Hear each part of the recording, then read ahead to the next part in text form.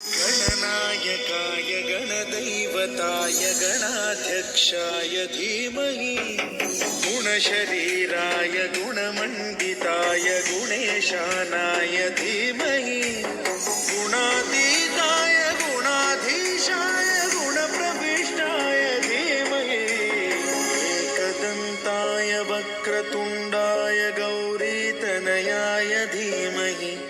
गजेशानाय भालचन्द्राय श्रीगणेशाय धीमहि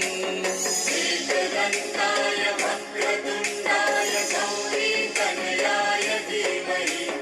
गजेशानाय भालचन्द्राय श्रीगणेशाय धीमहि।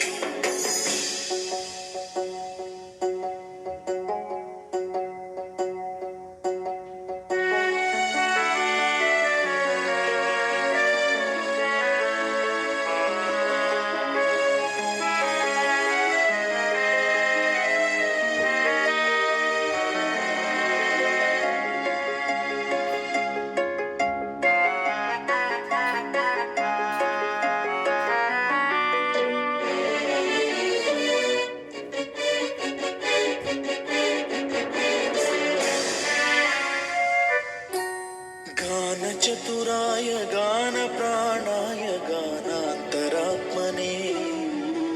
गानोत्सुकाय गानमत्ताय गानोत्सुकमनसे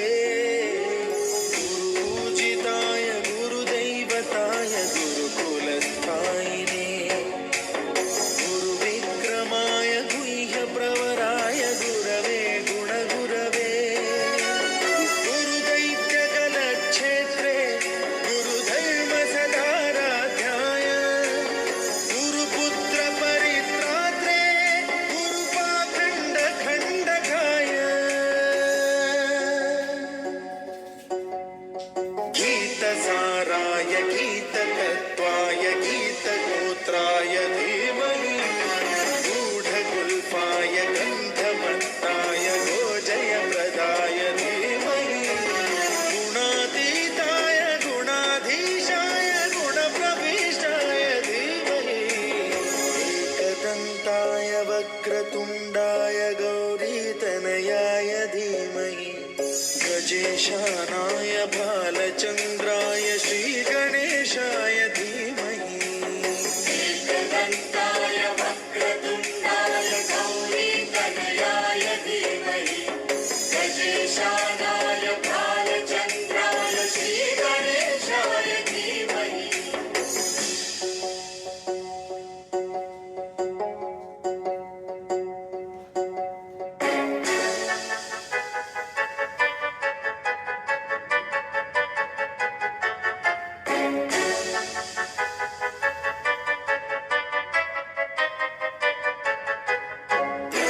सर्वराजाय गन्धाय सर्वगानश्रवणप्रणयिने गाढानुरागाय ग्रन्थाय गीताय ग्रन्थार्थतत्त्वमे गुणवते गणपतये ग्रन्थगीताय ग्रन्थगेयाय ग्रन्थान्तरात्मने गीतलीनाय गीताश्रयाय गीतवाद्यपटवे गेयचरिताय गायकवराय गन्धर्वप्रियकृते गायकाधीन विग्रहाय गङ्गाजलप्रणयवते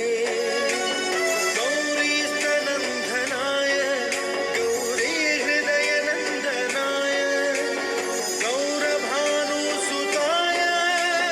गौरीगणेश्वराय गौरीप्रणयाय गौरीप्रवणाय गौरभावाय धीमहि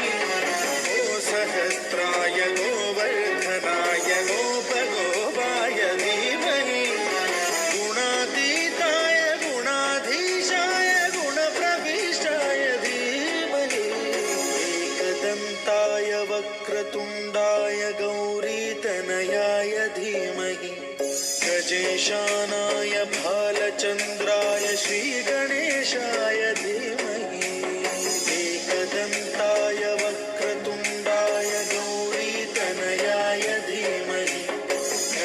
ईशानाय